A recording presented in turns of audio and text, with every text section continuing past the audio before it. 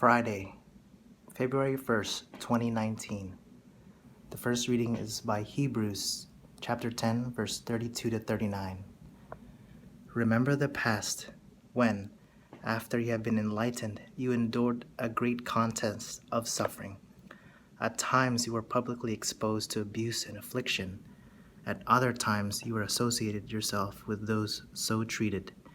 You even joined in the sufferings of those in prison, and joyfully accepted the confiscation of your property, knowing that you had a better and lasting possession. Therefore, do not throw away your confidence. It will have great recompense.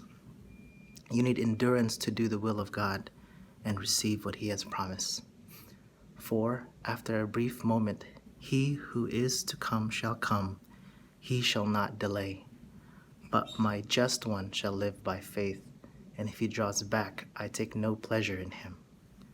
We are not among those who draw back and perish, but among those who have faith and will possess life.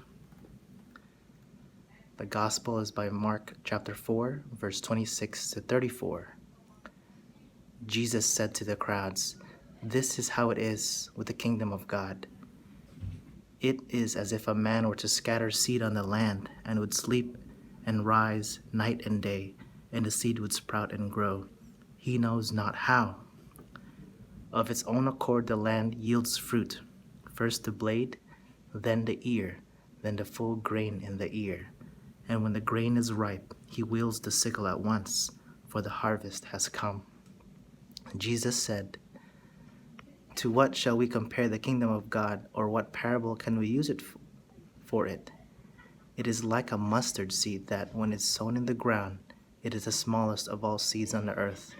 But once it is sown, it springs up and becomes the largest of plants, and puts forth large branches, so that the birds of the sky can dwell in its shade."